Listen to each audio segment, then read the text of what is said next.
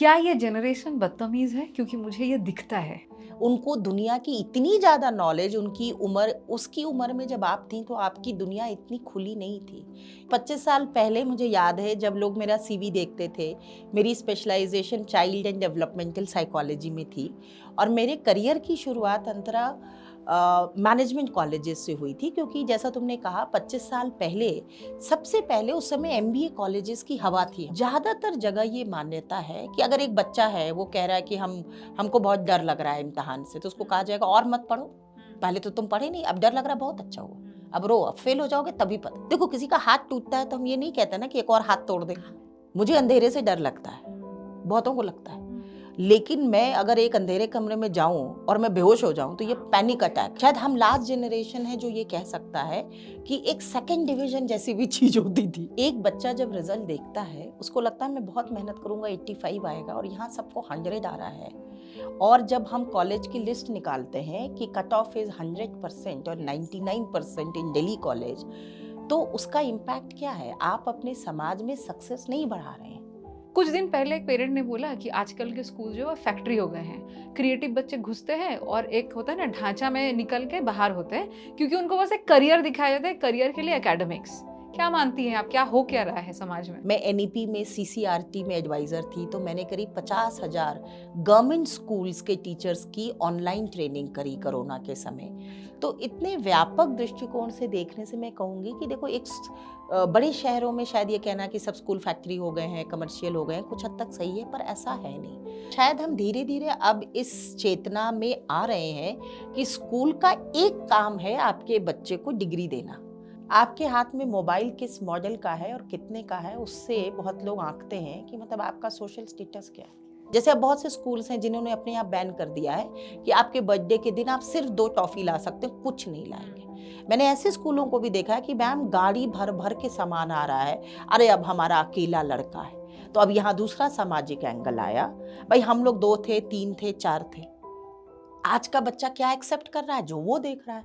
तो वो क्या देख रहा है? बदतमीज दिल, बदतमीज दिल, वो इस पे डांस कर रहा है। तो उसको जब कहा जाता है कि तुम बदतमीज हो, तो उसको लगता है ठीक है, मैं रणबीर कपूर।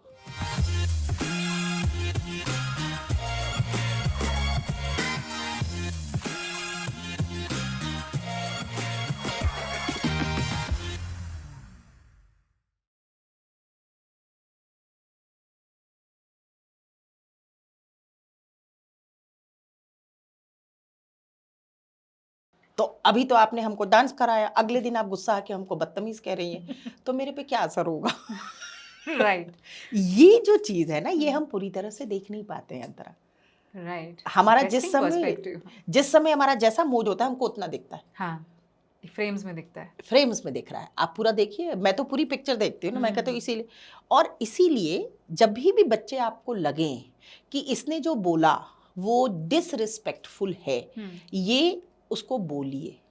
बोलिए कि आज जो तुमने बोला उससे मुझे बहुत तकलीफ हुई, क्योंकि जो तुमने बोला वो डिसरिस्पेक्टफुल है। अब जैसे तुमको इसका एक एग्जाम्पल दूँ, जैसे मैं और मेरा बेटा उस समय 15-16 साल का था, पीक एडोलेसेंट जिसको कहते हैं, और हम दोनों बैठ के कौन बनेगा करोड़पति देख रहे हैं।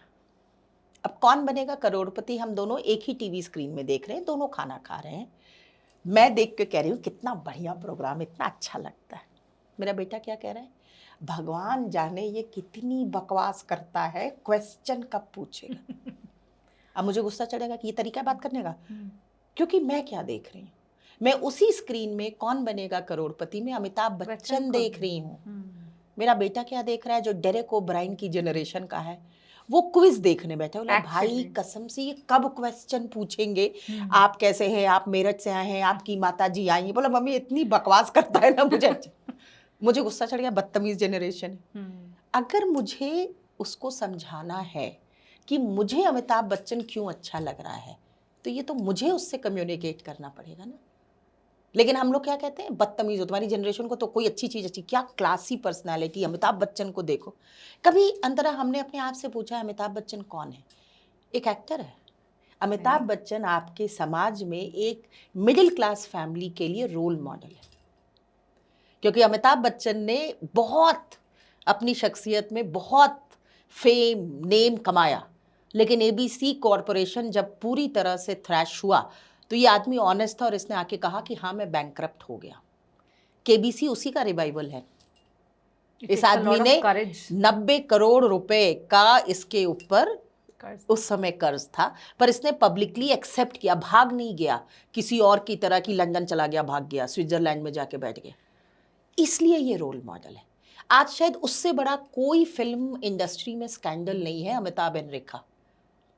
आज भी फिल्म फेयर में हमको दिखाते हैं ना, एक बार रेखा को दिखाएगा, एक बार अमिताभ, हमें कोई सबटाइटल नहीं चाहिए। हम लोग उस स्कैंडल के साथ बड़े हुए हैं। लेकिन रियलिटी क्या है, जो एक इंडियन परिवार का वैल्यू सिस्टम है, ही लिव्ड विथ हिज वाइफ, अपनी पत्नी के साथ रहा, रिश्ते निभाए, आज वो नाना है और अपनी नतनी को चिट्ठी लिखता है तो वो सोशल मीडिया में वायरल होता है जब उसने अपनी बेटी को पिंक के बाद अपनी नतनी को चिट्ठी लिखी थी।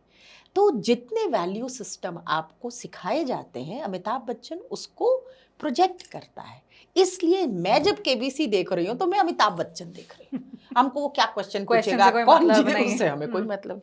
तो देखो यही दो जनरेशन्स हैं, और जिसको हम कहते हैं ना जनरेशन गैप, जनरेशन गैप नहीं होता है, कम्युनिकेशन गैप होता है। जनरेशन कॉन्टिन्यूटी का नाम है अंतरा।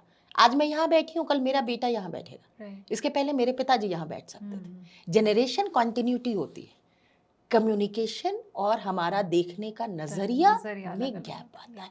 और ये गैप आप कैसे भरते हैं, जब हम एक दूसरे से बात कर सकें। तो मैंने एक्चुअली अपने बेटे को बताया, उस दिन केबीसी खत्म हुआ, मैंने रियलाइज किया कि आज मुझे बहुत बुरा लगा ये जैसे बोला।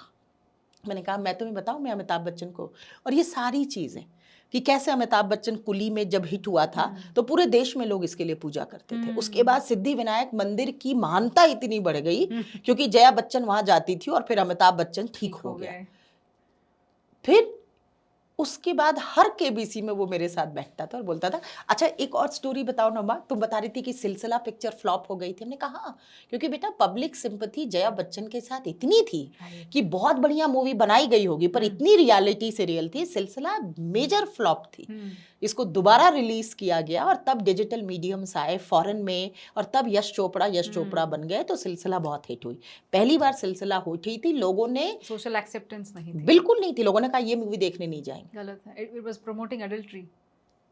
ये देखा गया था। तो देखो हमारी जो सामाजिक एक्सेप्टेंस है वो कितना मायने रखती है, वो आज भी मेरे अंदर है। तो मेरे से बात की जनरेशन की अंतरा, वो उतना नहीं, लेकिन मेरे लिए बहुत ज्यादा था। अमिताभ बच्चन हमारे लिए उस चीज का रोल मॉडल है कि ठीक है आप जो भी हुआ, अफेयर हुआ, पर परिवार होता है। तो वैल्यू सिस्टम को फिर वही अपने पिताजी की वो इतनी इज्जत करता है। हाँ। अब हर बार जब वो अग्निपथ पढ़ता है हरिवंश राय बच्चन की, तो वो क्या है कि आप अपने फादर को रिस्पेक्ट करते हैं। कितना बड़ा एक्टर है लेकिन आज अपने फादर के लिए करता है, अपने बेटे के साथ खड़ा होता है, वो मंदिर में दर्शन कर, जो मैंने कहा इसलिए जब भी वो है तो वो हमारे वैल्यू सिस्टम है बेटा। और उसको देख के आपको लगता है कि जब अमिताभ बच्चन कर सकता है तो हम क्यों नहीं कर सकते। So interesting stories. लेकिन ये जो नॉर्मल और हम एक्सेप्टेंस कम्युनिकेशन गैप की हम बात कर रहे हैं, ऐसे बहुत टीनेजर्स है, अगर मैंने बताया बदतमीज तो माय मिस्टेक, बट बहुत सारे बच्चे जो है वो भी सफ़र करते हैं, बहुत सफ़र करते हैं। और आज का जो परिवेश है with the media and everything, क्या नॉर्मल है, क्या नॉट नॉर्मल है, the struggle, the constant struggle to fit in the society, और या सोसाइटी जो नॉर्म्स बनाते हैं specially with the social media in tow, क्या चलता होगा अंदर में, क्या आप सजेस्ट करते हैं उन्हें, क्या नॉर्मल है क्या नॉर्मल नहीं है? देखो अंतरा, ये बहुत ही व्यापक प्रश्न है जो तुमने किया। यहाँ अगर मैं सोशल मीडिया की बात करूँ तो देखो, एक तरफ से अगर हमारा देश भारत आज सबसे बड़ा यूथ पॉपुलेशन माना जाता है, और ये स्टैटिस्टिक्स है, कोई भी पार्टी कहीं भी राज करे, ये स्टैटिस्टिक्स तो कोई नहीं बदल सकता है। तो हमारे यूथ के लिए पूरा ग्लोबल सोसाइटी उसको इन्फ्लुएंस करने की कोशिश कर रहा है। क्यों? क्योंकि जब आपके पास सबसे बड़ा यूथ पॉपुलेशन है तो सबसे बड़ा दुनिया का मार्केट आप है। तो हमारे यहाँ हर फॉरेन ब्रांड आ गया है। अब इसको देखो, जब मैं बच्चों को करियर गाइडेंस देती हूँ, मैं ये कहती हूँ कि बेटा देखिए, आप साइंस, कॉमर्स, आर्ट स्कूल में चुन सकते हो, जैसे ही जिंदगी में पैर रखोगे ये सब एक साथ मर्ज्ड हैं, ये अलग अलग नहीं चलेंगे जीवन में। तो ठीक है, आप एक सब्जेक्ट में स्पेशलाइज करो। इसीलिए देखो आज इंजीनियरिंग कॉलेज में, आईआईटीज में फर्स्ट ईयर में साइकोलॉजी कंपलसरी है। क्यों पढ़ाई जा रही है? क्यों आज आपके आईएएस के कंपटीशन में हिस्ट्री ज्योग्राफी ज़्यादा इंपॉर्टेंट है, मैथ्स इंपॉर्टेंट नहीं है? आप हिंदी को भी मेन सब्जेक्ट लेके आईएएस की पढ़ाई में बैठ सकते हैं। क्यों? क्योंकि आपको जब जीवन को जीना है तो आपको लोगों को समझना है, और लोगों को समझने के लिए आपको अपने आप को भी समझना है। तो ये दोनों लगातार एक प्रक्रिया है जो ग्रोथ की प्रक्रिया है। इस ग्रोथ की प्रक्रिया में अगर आप बच्चों की बात करें, जब बच्चे इन परिवेश में बड़े हो रहे हैं, तो आज बच्चों के अंदर सोशल मीडिया के जरिए फॉरेन की चीज़ें, वेस्टर्न सोसाइटी, उनका कल्चर हमारे ड्राइंग रूम में आ गया है नेटफ्लिक्स के थ्रू, जितने ये स्ट्रीमिंग है। तो बच्चा तो इन्फ्लुएंस हो रहा है, तो उसको वो चीज़ें इन्फ्लुएंस कर रही हैं। अगर इसके साथ पैरेलली उसको अपने घर के कल्चर की भी चीज़ें मिली, तब वो दोनों के बीच में बैलेंस भी करेगा और चुन पाएगा कि मुझे ये सही लगता है, ये गलत लगता है। लेकिन ये कम होता चला जा रहा है, ये बढ़ता चला जा रहा है। तो ये जो डिसबैलेंस हो रहा है, इसको ज़रूरत है। मैं ये बिल्कुल नहीं कहूँगी कि आज हम अपने बच्चों को जितने भी सोशल मीडिया चीज़ हैं उससे बंद कर दीजिए। कंट्रोल अप्रोच नहीं होना चाहिए। हमारा अप्रोच मुझे लगता है अब संभव पढ़ाई भी नहीं मोबाइल है। पे होने लगी। लेकिन देखो, जब अंदर हम ये सोचते हैं कि संभव नहीं है, तो हमारी सोच में एक हेल्पलेसनेस आती है, विवशता आती है कि हम कुछ कर नहीं पा रहे हैं। तो विवशता आएगी तो गुस्सा आएगा। लेकिन अगर हम ये समझें कि इसकी हमें ज़रूरत नहीं है, तब आप में चेतना आएगी, विवशता नहीं आएगी। तब आप समझने की कोशिश करेंगे कि ये इतना बुरा नहीं है, इसमें भी बहुत सी अच्छी चीज़ है। आज अगर एक स्टूडेंट है जो बहुत वीक था, स्ट्रेस था उसको बहुत, उसको मैंने सिखाया कि मैंने देखा कि इसको म्यूज़िक का इंटरेस्ट है, इतने पैसे नहीं थे, सामर्थ्य नहीं था कि म्यूज़िक सीख सके। ऑनलाइन उसने सीख लिया, उससे उसका स्ट्रेस कम हो गया, एंग्जाइटी ख़त्म हो गई, उसने एग्ज़ाम में बहुत अच्छा किया। तो ये ऑनलाइन फ्री में उसको अवेलेबल था। बोला हाँ ये कर सकता हूँ। तो मैं बच्चों को यही बोलती हूँ कि बेटा तुम धनबाद में बैठे हो चाहे डेनमार्क में बैठे हो, पावर ऑफ सोशल मीडिया यही है, पावर ऑफ इंटरनेट यही है, इमेंस रिसोर्स, आपके पास इतने सारी रिसोर्सेज हैं। लेकिन आप में से उसको कैसे चुनना है, ये तो माँ बाप, जो टीचर्स हैं, जो केयर गिवर्स हैं, जो ट्यूटर्स हैं, जो स्पोर्ट्स कोच है, इनकी जिम्मेदारी बनती है। और समझने के लिए, जैसे मैंने आपको उदाहरण दिया, मुझे अपने बेटे से पूछना पड़ा ना पहले कि अच्छा बेटा तुमको क्यों अमिताभ बच्चन बकवास लगता है? तो उसने बोला फालतू बात करता रहता है, इतना टाइम वेस्ट करता है। तो मैंने भी देखा कि सिद्धार्थ बासु का जो क्विज देखता है, उसको तो यही लगेगा सिद्धार्थ बासु ने तो इस समय तक 20 प्रश्न पूछ लिए होते हैं, और अमिताभ बच्चन अभी बैठ रहे हैं, आप ठीक हैं, कंफर्टेबल हैं, आपकी माता जी आई है, तो इसको लगता है क्या फालतू बात कर। फिर मैंने कहा कि बेटे देखो, वो होस्ट है और ये सारे क्वेश्चंस रिसर्च टीम ने बनाए होंगे, इसने नहीं बनाए हैं। लेकिन अमिताभ बच्चन क्या डिपिक्ट कर रहा है, फिर मैंने जब ये बताया, उसके बाद हम दोनों देखते रहे। लेकिन अगर मैंने उस दिन उसको डांट दिया होता कि तुम बदतमीज हो, तुम्हारी जनरेशन को कोई अच्छी चीज़ समझ में नहीं आती है, तुम, अगले दिन क्या होता अंतरा, मैं अकेले बैठ के देखती, और मेरा बच्चा तमीज़दार है कि वो मेरे से बहस नहीं कर रहा है। मैं कहती आओ खाना लग गया, आओ केबीसी देखेंगे, खाएंगे। बोलता माँ अभी मेरा काम है, हम बाद में खा लेंगे, तुम खा लो। वो बदतमीज नहीं है, उसने मेरे को बहुत अच्छे से अवॉइड किया कि भाई फिर जाऊंगा, लेकिन उसने अपनी धारणा नहीं बदली। हमको गलत लगता है, ये धारणा बनाना ही एडोलेसेंट की पर्सनालिटी है। एडोलेसेंट मतलब होता है हम वयस्क बन रहे हैं। एडोलेसेंट देखो, जैसे ज़्यादातर अंग्रेजी के शब्द लैटिन से बने हैं, तो लैटिन में एडोलेसेंस का मतलब ही होता है अडल्ट इन ट्रांजिशन। मतलब जैसे कि एक बटरफ्लाई है, हम लोग पढ़ते हैं ना बटरफ्लाई का लाइफ साइकिल, तो कभी भी कैटरपिलर तितली जैसा लगता है नहीं। कैटरपिलर कैसा लगता है, हरा रंग का एकदम रेंगता हुआ, पर वहीं से इतनी सुंदर बटरफ्लाई बनती। वैसे ही एडोलेसेंस में आपको बहुत सी चीज़ें ऐसी दिखती हैं जो आपको लगेगा कि शायद ये सही नहीं है, उसको डायरेक्शन दीजिए, उसके बारे में बात करिए, समझिए, और बच्चों को कुछ आइडिया दीजिए जो कि बीज बोने जैसा है, छोड़ दीजिए। आज अगर गमले में बीज बोगी, कल फूल दिखता है। एक पीरियड होता है ना, जब वो बीज जर्मिनेट करता है, फिर पौधा बनता है, फिर होता है। तो ये प्रोसेस के लिए अडल्ट्स को, जो माँ बाप टीचर हैं, उनको थोड़ा समझने की ज़रूरत है। तब ये बच्चा फिर जब बड़ा हो जाएगा, अब आज मेरा बेटा जो 32 साल का है मुझे हंस के कहता है तो आपका केबीसी चल रहा है। अब केबीसी हम दोनों को कनेक्ट करता है, और फिर बोलेगा कि जानते हो, अपनी वाइफ को बता रहा है कि जानते हो बचपन में ना मेरा और माँ का ना केबीसी देखने में बड़ी बहस होती थी, हम लोग के बड़े डिस्कशन होते थे। लेकिन आज जब वो बोल रहा है तो मैं क्या देख रही हूँ, उसके अंदर गुस्सा नहीं है, उसके अंदर एक अच्छी याद है कि फिर मम्मी ने मेरे को बड़ी सारी कहानियां सुनाई कहानियां थी। सुनाई थी, वो सब याद आता है। हाँ, तो उसकी बीवी कहती है अच्छा इसीलिए तुम इतने फिल्मी हो, तुमको इतना सब स्टोरी पता रहता है। अब ये क्या है, एक सोशल इंटरेक्शन है, एक राइट। जिसको बंगाल के कल्चर में अड्डा कहते हैं ना, या पर ये क्या है, एक अच्छा रिलेशन है ना, एक अच्छी बॉन्डिंग याद बढ़ाता है। है, राइट। तो मुझे इतने साल बाद अंतरा याद आया जब वो अपनी वाइफ को आज बता रहा है कि केबीसी में ना मैं और माँ बहुत, तब मुझे याद आया कि हाँ, उस समय पढ़ाई में ये उसी समय ब्रेक लेता था, वही आधे घंटे में इसको खाना खाना होता था और हम बात करते थे। लेकिन आजकल हम क्या करते जा रहे हैं, वो अलग खाना खाएगा, हम अलग खाना हाँ। खाएंगे, ये जो डिस्टेंस होती जा रही है, कोई कॉमन टाइम नहीं है कोई। तो मुझे लगता है सोशल मीडिया से ज़्यादा ये चीज़ें गलत होती जा रही। हम लोग सबके घर में ये था ना, खाना के समय सबको साथ आना साथ है, में जो बैठ भी के काम खाना। करना बंद कर दीजिए, आइए खाना खाइए फिर जाइएगा। हम्म। तो ये अगर तो वही बेसिक स्ट्रक्चर ही टूट गया है। वो पारिवारिक चीज़ों को अगर हम मेंटेन करते रहें अंतरा, और हमारे बच्चे जो भी सोशल मीडिया में देख रहे हैं उसके बारे में उनसे बात करें। और सोशल मीडिया भी देखो, 6 साल से 10 साल, 10 से 14 और 14 से 18, 3 स्टेजेस में पेरेंट का रोल अलग अलग है। 6 से 10 में मॉनिटरिंग रोल है, कंट्रोल है। आप पब्लिक प्लेस में रखिए कंप्यूटर, बच्चा जो भी कर रहा है। और बच्चे कैसे शुरू करते हैं, हमको स्कूल में बोला गया, हमको प्रोजेक्ट हाँ। करना है, हमको ये चीज़ पता करनी है, मेरे को ये मिल नहीं रहा है, गूगल में पता करना है, करो। घर में सब लोग आते जाते हैं, तो जो गलत चीज़ें हैं जो बच्चे देखने लगते हैं वो आप उनसे उनको बचा मॉनिटरिंग सकते कर हैं। सकते हैं। और बच्चा अच्छे से टेक सेवी बन रहा है, कंप्यूटर इस्तेमाल कर रहा है, नई नई चीज़ें सीख रहा है। और बहुत सी चीज़ें जो आप अपने घर में नहीं सिखा सकते हैं, कंप्यूटर सिखा सकता है। हर चीज़ का आंसर दे सकता है। अब देखो डिक्शनरी रिप्लेस हो गई है, अलार्म रिप्लेस, सब कुछ रिप्लेस हो गया कंप्यूटर और एक मोबाइल से। इन कंप्यूटर के द्वारा with the AI in thing, तो हम जो बात कर रहे थे कि with the artificial intelligence on the computer on mobile, अब बच्चे चैट जीपीटी से इंटरैक्ट करने लगे हैं। ये क्या इंटरैक्ट स्कैरी करना है? गलत नहीं है। अगर आप इंटरैक्ट करिए, डिस्कस करिए और आंसर खुद लिखिए, लेकिन जो आप चैट जीपीटी से पूरा आंसर उतार के जमा कर दे रहे हैं, ये गलत है। और ये क्यों हो रहा है? क्योंकि सुपरविजन नहीं है।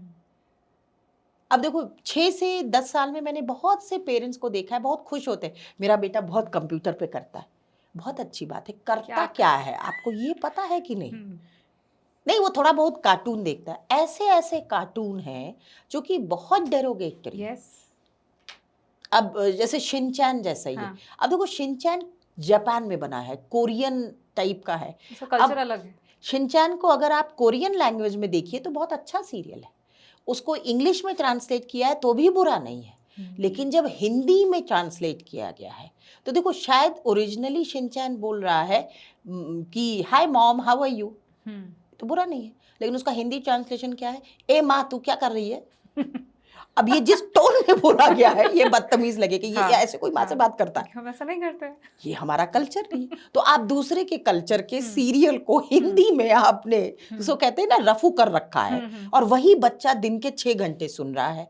उसके अलावा उसका कोई भाई बहन नहीं है, वो किसी के साथ खेलता नहीं है। स्कूल में जाता है, वहां बोला जाता है कीप क्वाइट, बात मत करो, लिखो पढ़ो। तो कैसे बात करेगा? वो शिनचैन जैसा ही बात करता है। तो वो अपनी माँ से बोलता है ए माँ तू क्या कर रही है, उसकी माँ बोली तू माँ बदतमीज हो, ऐसे बात करते। तो भाई उसको कैसे बात करना है, कैसे कोई सिखाएगा? हम दोनों को किसने सिखाया? हमें घर में इतने लोग बात करते रहते थे। क्या करना है क्या नहीं करना, तो dos and don'ts is the family खाना हु भी जब सेट्स माँ इट। परसती थी अंतरा, तो हमें पता था ना हमारे से छोटे वाले को पहले मिलेगा फिर हमें मिलेगा। अब इसने तो देखा नहीं, इसके घर में एक ही है और इसको अलग से खाना दिया जाता है और इसके साथ कोई कभी खाना खाता तो क्या नहीं है। इसी में इफेक्ट होता है सोशल इंटेलिजेंस? एब्सोल्युट, यही सोशल सोशल इंटेलिजेंस लोगों को क्या बताना चाहिए? देखो क्या है? समझने के लिए क्या है, जब आप अपने सामाजिक रिश्तों को, सामाजिक रिश्ते कैसे हैं, भाषा है, भाषा में टोन है, शब्दों का प्रयोग है, कैसे आप अपने रिश्ते निभाते हैं, कैसे रिश्तों को इम्पोर्टेंस देते हैं। और ये चीज़ें क्या करती हैं, आपको सोशल इंटेलिजेंस आपको सेल्फ मैनेज करना सिखाता है। जैसे कि हम स्कूल में एग्जाम दिए, हम लोग कह के जाते थे ना अंतरा, माँ आज मेरा लास्ट एग्जाम है, आज आके हम अपने कमरे में सोएंगे और कोई हमको डिस्टर्ब नहीं करेगा। माँ बोलती थी हाँ ठीक है जाइएगा, आप अपने कमरे में रहिएगा। लौट के आए, पता चला चाची आ गई, उसके दोनों बच्चे कूद रहे मेरे कमरे में। हम लोग जाके कहते थे माँ ये बिल्कुल ठीक नहीं है, अब हमको आराम करना था। माँ बोली बेटा अब छोटे भाई बहन है, अब आए हैं तो क्या करेंगे, तुम्हारे कमरे में रहेंगे ना। थोड़ी देर बाद हम भी भूल जाते थे, फिर हम भी उनके साथ पिलो फाइट कर रहे हैं, फिर हम अच्छा। उनके साथ हंस रहे हैं, फिर वो भी दीदी हमको ये पढ़ा दो, दीदी मम्मी हमको बहुत डांटती है, फिर वहीं पे गद्दा लग गया, वहीं पे सब लोग सो गए। क्यों, चाची आई थी, उनकी ट्रेन छूट गई थी, अब वो एक दिन रुके, कल जाएंगे। तो अडेप्ट करना, एक्सेप्ट करना, चेंज, अब ये बड़े भारी भारी शब्द है मैनेजमेंट लैंग्वेज में। चेंज मैनेजमेंट, हमारा रोज ही चेंज मैनेजमेंट था। जो सोच के सवेरे जाओगी शाम को आओगी घर में तो वो नहीं रहेगा। तुम हमारा खाना नहीं रखी हो, बेटा रखे थे, अब वो लोग आए तो देना पड़ गया, तुम्हारी पसंद की चीज खत्म हो गई है, कोई बात नहीं, तुम ब्रेड खा लो। और हम खाते थे खुशी खुशी, खा लेते। तो एक्सेप्ट करना, चेंज करना, टॉलरेट करना हमारे लिए कोई भारी शब्द नहीं था, हमें रोज हमारी दिनचर्या में था। अब एक बच्चा जिसका फिक्स्ड है, एक नैनी है, वो उसको कैलकुलेट करके डाइट बनाती है, उसको नाप के खाना दिया जाता है, वो हमेशा अकेला खाना खाता है और डिजिटल मीडियम में किसी चीज को देख के खाना खाता है। उसको आप बोलिए कि आओ सबके साथ बैठ के खाओ तो वो ऑकवर्ड फील करता है। ये लैक ऑफ सोशल स्किल्स है।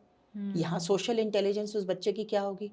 अब वो बच्चा बोल रहा, अब आप बोले कि देखो ना कैसा हो गया है, ये बिल्कुल एबनॉर्मल है, वो एबनॉर्मल नहीं है, उसका नॉर्म यही नॉर्मल है। वही है। हाँ। अब आज आप उसको 3 दिन के लिए आप अपना घर आई हैं, आप बिल्कुल अपने कजन्स के साथ मस्त हो गई हैं क्योंकि आपका बचपन है।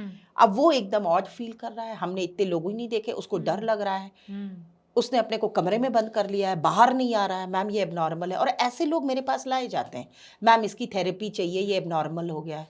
मैंने कहा अच्छा आप डिफाइन करिए एबनॉर्मल क्या है।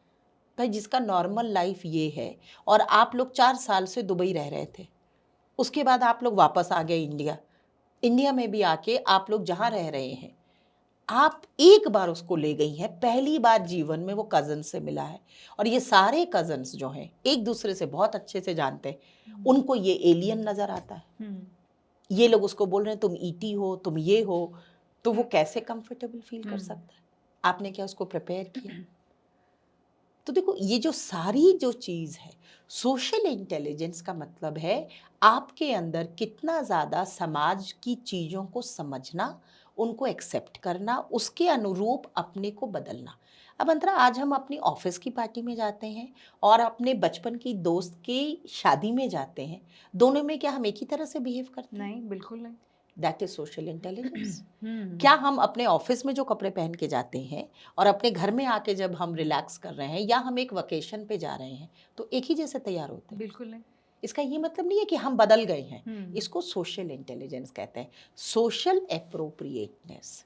राइट। अब आजकल का नया थीम क्या हो गया है जो बहुत वेस्टर्न फिलॉसफी है, कंफर्ट ज्यादा जरूरी है, इट्स माई लाइफ। तो देखो जानते हो मैं काफ़ी कॉर्पोरेट्स की जब ट्रेनिंग करती हूँ तो आजकल ये मैनेजर्स मुझे यही कहते हैं कि सलोनी मैम, मैंने पूछा भी कि देखिए मैं तो टीसीएस में आप लोग सब ये कंप्यूटर्स और इससे रिलेटेड है, मैं क्या ट्रेनिंग करूँगी। बोले मैम हमारे पास एक से एक ब्रिलियंट दिमाग आ रहा है, टीसीएस सबसे ज़्यादा यंग बच्चों को रिक्रूट करता है। बोला पर मैम चूंकि आप यूथ के साथ काम करती हैं, हम अपने सारे फ्लोर मैनेजर्स को चाहते हैं कि आपसे ट्रेनिंग मिले, क्योंकि मैम इनको ये 24, 25, 27 साल के लड़के लड़कियों की नौकरी है। मैम हमको समझ में ही नहीं आता ये लोग किस जनरेशन के लोग। तो उनके क्वेश्चंस जो थे ना अंतरा, ये सब सोशल इंटेलिजेंस के थे। उनका था मैम अब देखिए हमारी प्रॉब्लम ये है कि ये लड़का हमसे पूछा कि सर सैटरडे को तो हाफ डे है, हम लोग कैजुअल पहन सकते हैं।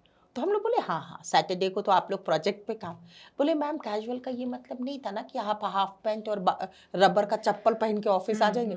मैम उसके बाद रोक दिया गया, उसके बाद ये लड़का बिल्कुल गुस्सा आ गया, अगले दिन खूब चिल्ला चिल्ली किया कि ये कोई तरीका नहीं है, हमें इंसल्ट किया गया, हमने पूछा था, हमें कहा गया था कैजुअल। बोला मैम फिर हमको समझ में आया कि भाई हमको कैजुअल डिफाइन करना था कि आप जीन्स टी शर्ट पहन सकते for him that is casual. हाँ आप ये बम्बूदा शॉर्ट पहन के बाथरूम स्लीपर पहन के थोड़ी ऑफिस आ सकते। बोले मैम अब हमें लगा कि इतनी तो अकल होगी। हमने बोला मैम ये क्या जनरेशन गैप है? Millennial and Gen Zs. मैंने कहा ये जनरेशन गैप नहीं है, ये आइडियोलॉजी का गैप है। उनके लिए कैजुअल का मतलब है। तो देखो अब क्या हो गया, लाइफस्टाइल यही हो गया। हमारे लिए कंफर्ट ज्यादा इंपॉर्टेंट हो गया है। राइट। पहले क्या था, सोशली लोग आपको अप्रूव करें ये ज्यादा जरूरत था। तो जब हम तैयार होते थे तो हमारे घर वाले क्या कहते थे, ये पहन के आप वहां नहीं जाएंगी, लोग क्या कहेंगे। आज हमारा बच्चा क्या कहता है, हम इसमें कंफर्टेबल हैं, हम कहते हैं अच्छा ठीक है भाई तुम इसमें ये तो मैं भी कंफर्टेबल। कहती हूँ कभी कभी, फिर डांट पड़ती है। तो देखो ये नॉर्म्स चेंज है, इसीलिए सबसे ज़्यादा ज़रूरी है सोशल इंटेलिजेंस में समझना, कुछ भी पूर्णतः सही या पूर्णतः गलत नहीं होता है। वो एक तरह से सामाजिक वो परिवेश किस के या कॉन्टेक्स्ट तो में है वो। अनुरूप है या प्रतिरूप है, और चूंकि आपका सामाजिक परिवेश बदल रहा है तो ये चीज़ों में बहुत कन्फ्यूजन है, इसलिए हर परिवार में, घरों में, इंस्टीट्यूशंस में, इसीलिए मैंने आपको एक टीसीएस का एग्जांपल दिया, वो सारे ऑफिसर्स का यही है। बोला मैम दिमाग से बहुत अच्छा है, लेकिन अब हम लोग को दिक्कत ये है, कोडिंग बहुत अच्छा किया है तो इसको हम लोग एक हायर प्रोजेक्ट में देना चाहते हैं, लेकिन मैम ये ऐसे तू तड़ाक बात करता है स्किल्स कि बहुत अच्छे हैं but behaviour issues according to them. और सोशल स्किल्स नहीं है। हाँ। तो देखो सोशल इंटेलिजेंस से सोशल स्किल्स आते हैं। सोशल स्किल्स को आमतौर पे हम मैनर्स कहते हैं, मैनर्स कहते हैं। कर्टसी कहते हैं, जो तुमने रिस्पेक्ट की बात हाँ, कही। एटिकेट्स। ये लोग सैद्धांतिक रूप से डिसरिस्पेक्टफुल नहीं है, इनका स्टाइल, इनका बॉडी लैंग्वेज, इनका कपड़ा पहनने का तरीका तुमको डिसरिस्पेक्टफुल लगेगा। राइट। और उसका तर्क क्या है, ये पहनने में क्या दिक्कत है बताइए मैम।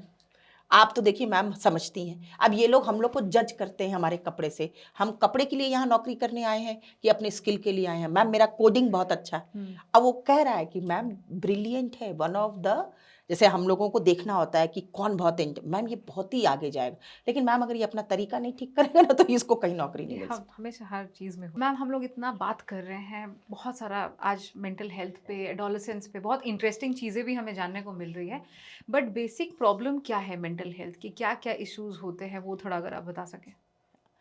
देखो इसमें जब हम मानसिक स्वास्थ्य की बात करते हैं तो टीनेजर्स में 4 मुख्य समस्याएं हैं जिनको मैं अक्सर कहती हूँ 4A ऑफ एडोलेसेंट ईयर्स।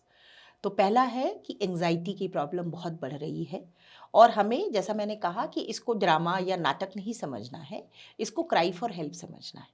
तो अगर एक किसी को भी एंजाइटी हो रही है तो उसको डील करना है, और एंजाइटी को डील करने के लिए बहुत से तरीके हैं। पहला है ब्रीदिंग एक्सरसाइजेज हैं, और उसमें कोई ज़रूरी नहीं है कि आप प्राणायाम करिए, सिंपल रिलैक्सिंग ब्रीदिंग है, म्यूज़िक बहुत अच्छा है, स्पोर्ट्स बहुत अच्छा बहुत एंजाइटी है, थोड़ी देर। अब स्पोर्ट्स का ये मतलब नहीं है कि आप घर से बाहर फुटबॉल खेलने चले जाइए, आप सिंपल बोर्ड गेम खेल लीजिए, 10 मिनट के लिए लूडो खेल लीजिए कि चलो। अच्छा। उसको डिजिटल ना बना के कोई जहाँ सोशल इंटरेक्शन हो, Right. तो वो एंजाइटी को रिड्यूस करता है। म्यूज़िक बहुत हेल्प करता है। आज म्यूज़िक देखो एक थेरेपी का नाम है, क्यों? क्योंकि म्यूज़िक ही एक ऐसी चीज़ है जो तुरंत आपके अंदर इमोशंस पैदा करती है। अभी मैं अगर भांगड़ा का म्यूज़िक लगा दूँ तो क्या होगा?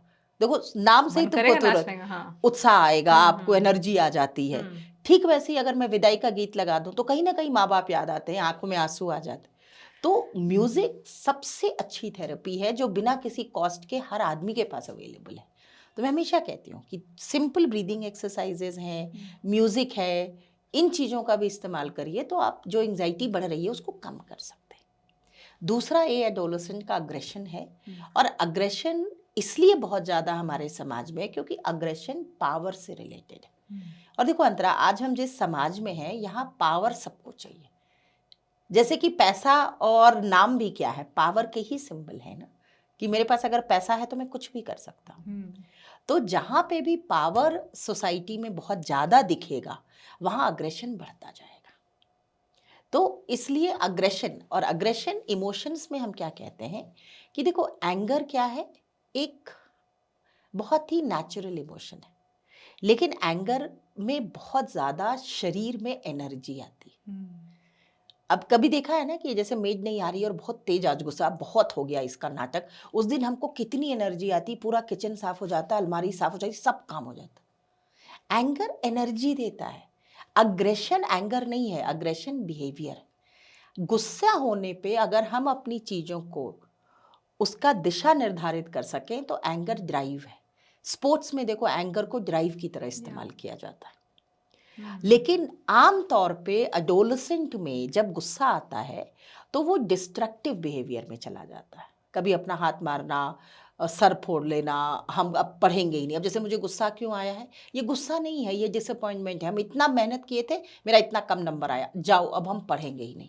अब हम पढ़ेंगे ही नहीं, ये थॉट आएगा, उसके बाद ये बिहेवियर बन जाएगा। अब हम बंक करेंगे, हम उस क्लास में उस टीचर से बहस वो करेंगे, रिटेलिएशन हो जाता है। अब वो बढ़ता चला जाता रिबेल। है। और उसको लोग कहते हैं कि मैम ये एडोलेसेंट बिहेवियर है, ये लोग बदतमीज हैं, इसको तमीज नहीं है। ये नहीं है, ये डिसअपॉइंटमेंट है। उसको सिर्फ थोड़ा सा अगर बात की जाए और उसको दिखाया जाए कि इस एग्ज़ाम में नंबर इसलिए कम आया क्योंकि तुमने ये तरीका गलत लिखा, पर तुमको नॉलेज है और तुमको साइंस की बहुत नॉलेज, आप ये कहिए, देखिए शांत हो जाएगा। तो अग्रेशन को हैंडल करना, एंजाइटी, ये दोनों बहुत सीखने की ज़रूरत है टीचर्स को, पेरेंट्स को, कि हम कैसे हैंडल करें। तीसरा एडिक्शन है। एडिक्शन को डिपेंडेंस कहते हैं कि धीरे धीरे जो है हम सोशल मीडिया की किसी चीज़ पे, गेमिंग पे, पोर्नोग्राफी है, और अभी गैम्बलिंग भी तेज़ी से बढ़ रहा है, जो लोगों को समझना चाहिए। ऑनलाइन गैम्बलिंग बच्चों में, एडोलसेंट में बढ़ती जा रही है। पहले जैसे शर्त लगती थी, बेट लगता था, अब ऑनलाइन गैम्बलिंग, पोर्नोग्राफी, डाउनलोड, इतनी ज़्यादा फ्री चीज़ें अवेलेबल हैं। और मैं वहीं वापस आऊँगी कि हर परिवार को ये समझना चाहिए कि ये जो एक चीज़ हमारे घरों में आ रही है, ये कंट्रोल की जा सकती है। ठीक है, आपने कोरोना के समय वाईफाई लगा लिया घर में 24/7, आज ज़रूरत है आपको? आपके घर में कोई स्टॉक मार्केट चल रहा है, आपके यहाँ कोई एजेंसी है कि ट्रैवल है कि हमको पूरे समय इंटरनेट चाहिए, जब नहीं है तो बंद कर दीजिए। एक प्लग है, निकालिए, बंद कर दीजिए, जितना घर में ज़रूरत है उतना इंटरनेट इस्तेमाल करिए। तो ये डिपेंडेंस से रोकना, जो मैंने कहा ना 10 से 14 के बीच में आपको धीरे धीरे बच्चों को कोच करना है। तुम्हारा प्रोजेक्ट है तुमको आधे घंटे गेम खेलना है, बिल्कुल मिलेगा तुमको, डोंगल है, लो।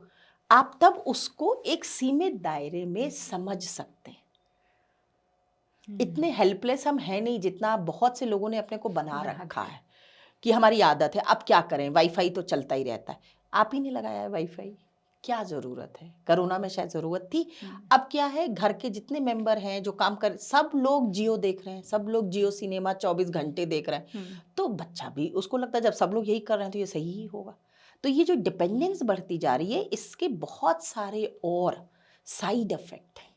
तो मैं ये ज़रूर कहना चाहूँगी आपके चैनल के माध्यम से लोगों को कि एडिक्शन जो डिपेंडेंस हो रही है, लेकिन अगर बच्चे के रूटीन में हो कि उसको बाहर खेलने जाना है, वो मम्मी पापा के साथ खाना खाना है, तो इस समय हम लोग आधे घंटे बात करते हैं, पापा मेरे साथ रात में मम्मी जब समेटती है तो हम और पापा कैरम खेलते हैं।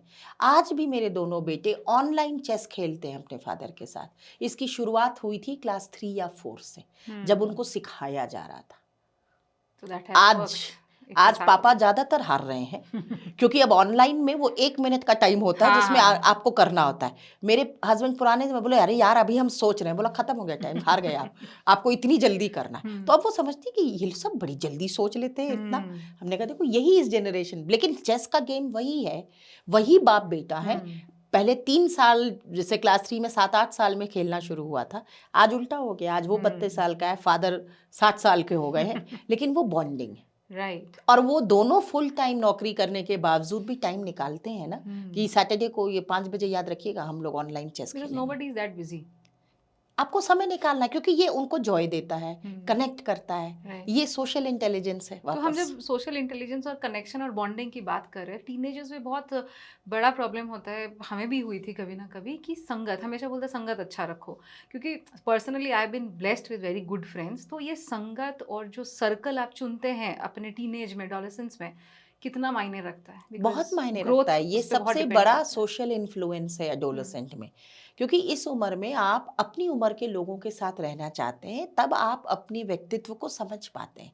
तो ये सोशल इन्फ्लुएंस जो है, ये सेल्फ असेसमेंट के लिए बहुत ज़रूरी है। इसीलिए पहले देखो कहा जाता था ना कि एक बुरा दोस्त जरूर होना चाहिए, वो आपको अच्छे दोस्त की कद्र करना सिखा देता है। ऐसा कभी भी नहीं है कि हर कोई तुमको अच्छा या बुरा मिलेगा, पर आप अपने आप को समझते हैं, मुझे ये अच्छा लगता है, मुझे ये बुरा लगता है, मुझे ऐसे लोगों के साथ मज़ा आता है, ऐसे लोग शायद मेरे टाइप के लोग नहीं हैं। तो ये तो आपका सेल्फ असेसमेंट है ना। तो मेंटल हेल्थ में जो तीनों ईयर्स मैंने तुम्हें बताए, अगर आपके पास अपना हम उम्र ग्रुप है, तो एंजाइटी है, एडिक्शन है, अग्रेशन है, ये सब को आप लोअर कर सकते हैं, ये सब चीज़ें हैंडल होती हैं। और इन तीनों के साथ चौथा वही है एलियनेशन, जो तुमने मेरी बात पूरी करी, कि जब आप अपने को एकदम अलग कर लेते हैं, जहाँ पे सोशल मीडिया, फैमिली स्टाइल कि घर में एक ही बच्चा है, घर में कोई और नहीं है, किसी और के पास समय नहीं है, तो ये दोनों जब मिल जाते हैं तो ये फिर 2 और 2 22 हो जा रहे हैं, 2 और 2 4 नहीं हो रहे। तो उसका अफेक्ट इतना ज़्यादा बढ़ जा रहा है परिवारों में। तो इसलिए एक फैक्टर नहीं है। और जब एलियनेशन होता है तब फिर आप किधर बढ़ने लगते हैं? अगर आपको किसी चीज़ से दुख है, किसी चीज़ से डिसअपॉइंटमेंट है, होगा ही, ये तो नॉर्मल इमोशंस है। क्या हम और आपको डिसअपॉइंटमेंट नहीं था? बिल्कुल। पर वो बैलेंस हो जाता था, क्योंकि स्कूल में डिसअपॉइंटेड थे, फिर घर में आए, तुम बड़ी हो, इंपॉर्टेंस मिल गई, भूल गए, फिर अगले दिन गए, फिर दूसरी दोस्त मिल गई, चेंज हो लेकिन गया। आज के बच्चे जाए तो, क्योंकि मुझे पता है बहुत कुछ उनको कहना रहता है, अब एक्सप्रेस करना रहता है, शायद ठीक है आयाम ज़्यादा है लेकिन वो अपने तरीके से कर नहीं पाता, कहाँ जाएँ वो? देखो, इसीलिए स्कूल कॉलेजेस में, अभी सोशल मीडिया में भी बहुत से लोग हैं, लेकिन मैं यही कहूँगी कि देखो, आजकल ना थोड़ा सा एक फैशन वर्ड भी हो गया है मेंटल हेल्थ। मेंटल हेल्थ देखो फैशन नहीं है, और ये किसी तरह का फैड नहीं है, एक बहुत सीरियस चीज़ है। और मेंटल हेल्थ बहुत ही बुनियादी तौर पे किसी भी इंसान की जीवन से जुड़ाव, जीवन का सुख, जीवन के महत्व से जुड़ी हुई है। तो इसको महत्व यही देना है कि इसके बारे में जागरूक बने, इसके बारे में हम बातचीत करें, और जहाँ तक हो सके परिवारों में, संस्थाओं में मेंटल हेल्थ की एक्सेप्टेंस लाएं। कि जैसे आप बीमार पड़ते हैं, आपको लीव है, तो अगर आप अपसेट हैं, डिसअपॉइंटमेंट है, सेटबैक है, ग्रीफ है, तो उससे डील करने में भी आपको थोड़ा समय लगेगा, आपको थोड़ा सा सपोर्ट चाहिए, थोड़ी हेल्प चाहिए। अगर इतनी भी अवेयरनेस हम लाएं, और आपके जैसे चैनल इस पे काम कर रहे हैं, इससे बहुत फ़र्क पड़ेगा। और ख़ास तौर से ये जो, क्योंकि देखो मेरा बहुत सारा काम और थीसिस अंतरा जो सीबीएसई आईसीएसई ने मुझे बुलाया रिसोर्स पर्सन की तरह, क्योंकि मेरा बहुत बड़ा थीसिस सुसाइड प्रिवेंशन पे थी। तो सुसाइड प्रिवेंशन में ये जितनी भी हमने बात करी, अगर आज आपका कोई दोस्त है, आपका जुड़ाव है, आपके मन में कोई इच्छा है, आपके अंदर कोई आशा है, आप जीवन में कुछ हासिल करना चाहते हैं, तो आप सुसाइड नहीं करेंगे। जब ये सारी चीज़ें खत्म होती हैं, तब आप उधर पहुंचते हैं। तो ये जो है कि मैं कुछ नहीं हूँ, मैं होपलेस हूँ, मेरे साथ भी कोई नहीं है, मेरे रहने या नहीं रहने से किसी को क्या फ़र्क पड़ता है, एलियनेशन आपको उधर ले जाता है। तो शुरू में एलियनेशन कंफर्ट लगता है कि मुझे किसी और के हिसाब से कुछ नहीं करना है, बस मैं हूँ। लेकिन धीरे धीरे ये किधर चला जाता है कि मेरे रहने या नहीं रहने से किसी को फ़र्क भी नहीं पड़ता है।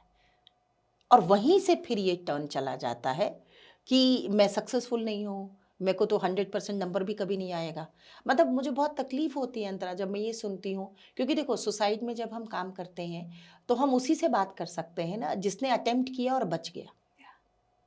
जो चला गया वो तो फिर तब हमें उसकी लिखी चिट्ठी, उसका लिखा सामान, और वहाँ पे फिर हमें अंदाज़ा लगाना पड़ता है कि शायद ये मनस्थिति रही होगी। लेकिन जिनको हम बचा पाते हैं, उनकी जब थेरेपी होती है, तो बहुत बार बच्चों ने यही कहा है कि मेरा मर जाना ही बेहतर होता। मैंने कहा बेटा आपने ऐसे कैसे सोचा? आपके माँ बाप बोले मैम मेरे जैसे नालायक लड़के के लिए ज़िंदगी भर माँ बाप रोएंगे, उससे अच्छा एक ही बार रो लेते। अब देखो कैसे सिर्फ एक थॉट, हमने बातचीत थॉट से शुरू करी थी ना। देखो एक सोच को आप कैसे अपने में वैलिडेट करते करते आपने अपने को प्रिपेयर कर लिया कि मेरा मर जाना बेहतर है। ये फैक्ट नहीं है, ये सिर्फ एक थॉट है, लेकिन तुमने इसी थॉट को सच्चाई बना ली। और इसीलिए एडोलेसेंट में बहुत बार अगर आप एंजाइटी, अग्रेशन, एडिक्शन और एलियनेशन देख रहे हैं, तो मैं इनको 4 वार्निंग फ्लैग्स कहती हूँ, रेड फ्लैग हैं। अगर आपका एडोलेसेंट इधर मूव कर रहा है तो फिर सुसाइड की तरफ जाने में भी कब चला जाएगा आप पता नहीं कर पाएंगे। इसलिए तुरंत डील करना चाहिए। स्कूल लेवल में एंजाइटी और एडिक्शन को और अग्रेशन के वर्कशॉप्स होने चाहिए, लाइफ स्किल्स वर्कशॉप्स होने चाहिए, बच्चों को सिखाना चाहिए। जैसे मेरे एक बहुत पॉपुलर सेशन का नाम है मुझे बहुत गुस्सा आता है, क्यों? और मैं बच्चे से पूछती हूँ कि अच्छा आपको 3 शब्द लिखने हैं, जब आप सुनेंगे तो आपको बहुत तेज गुस्सा आता है। तो उसमें बच्चे लिखते हैं नालायक, गुड फॉर नथिंग। जब मेरे को कोई बोलता है कि you are good for nothing, मुझे बहुत तेज गुस्सा आता है मैम। फिर मैं उनको सेकंड एक्सरसाइज कराती हूँ कि अच्छा बताओ जब गुस्सा आता है तो तुम क्या करते हो? उसके बाद हम बात करते हैं कि जब तुमने ये किया उसके बाद तुमको कैसा लगा? बहुत खराब लगा। तो it's like decoding everything. It's the same thing. फिर बच्चा समझ पाता है कि एक्चुअली ये सब करने से कोई फायदा नहीं है। एंड उसके बाद जानते हो इतने बच्चे इकट्ठा हो जाएंगे, मैम आपसे बात कर रही, मैम आप बिकॉज़ मैम को समझ में आता है, मम्मी-पापा को समझ में नहीं आ रहा है। इसीलिए मैं पिछले 10 साल में अंतरा मैंने शायद आज कम से कम 5000 से ज़्यादा टीचर्स हैं जिन्होंने मेरे साथ काउंसलिंग स्किल्स की ट्रेनिंग्स की हैं। और ये किसी टीचर कोई मैथ्स टीचर है, कोई फिजिक्स टीचर है, कोई लाइब्रेरियन है, इवन फ्रंट ऑफिस रिसेप्शनिस्ट हैं, डांस टीचर्स हैं, स्पोर्ट्स टीचर्स हैं जिनको मैं सिखा रही हूँ, क्योंकि साइकोलॉजी की डिग्री जरूरी नहीं है। आज जितनी भी तुमने बातें करी, आपके इतने सालों का एक्सपीरियंस था जो अंतरा, जिसमें तुमने इन चीज़ों को ऑब्जर्व किया ना कि ये सब समाज में हो रहा है, तो हमारा मेंटल हेल्थ, हमारा मानसिक स्वास्थ्य, हमारे रोजमर्रा की सारी चीज़ों का जो हमारे ऊपर असर है, उसी से हमारा मानसिक स्वास्थ्य बनता है। तो हमने बहुत सारी बात की, लेकिन क्योंकि मुझे तो लगता है कि खत्म ना हो, लेकिन कहीं ना कहीं तो खत्म करना है पॉडकास्ट को। One last message for the teenagers. एक लास्ट मैसेज मेरी तरफ से, तुम्हारे चैनल की तरफ से सभी टीनेजर्स को यही है, दुनिया मुश्किल ज़रूर लगती है पर इतनी ज़्यादा खराब नहीं है। तो विश्वास करना सीखिए, और जो भी चीज़ आप महसूस करते हैं उसके बारे में किसी से बात करिए। कोई भी जो आपके अंदर बात है, उलझन है, कोई चीज़ है जो परेशानी है, मैं ये नहीं कहती हूँ कि जिससे बात करिएगा वो आपको समाधान दे देगा, लेकिन जब आप बात करेंगे तो कभी कभी शायद अपनी उलझन को ही आप सुलझा पाएंगे। लेकिन खामोश हो जाना, अपने अंदर ये लाना कि मेरे बात का किसी को कोई मतलब नहीं है, कोई नहीं समझेगा, ये ज़रूर गलत है। अगर आप समझाने की कोशिश करेंगे तो कोई ना कोई ज़रूर समझेगा। तो अपने अंदर ये विश्वास रखिए, दुनिया तेज़ी से बदल रही है और अभी भी बहुत खूबसूरत है, एंड दैट इज़ वाई अपने आप पर काम करने के लिए बहुत ज़रूरी है दूसरे लोगों को भी समझना। जितना हम चाहते हैं कि लोग हमें समझें, अगर हम भी दूसरों को समझने लगें तो शायद ये रास्ता ज़्यादा आसान हो जाए। Thank you so much for being on TVC गपशप। और हम लोग इतना बात किए और इतना अच्छा लगा आपसे बात करके। मुझे भी बहुत अच्छा लगा, और आज सबसे अच्छी बात ये लगी कि हमने इस पूरी गपशप में बहुत जटिल, बहुत ज़्यादा बुनियादी चीज़ों पे बड़ी सरलता से बात करी। तो आपका भी बहुत बहुत शुक्रिया। Thank you so much.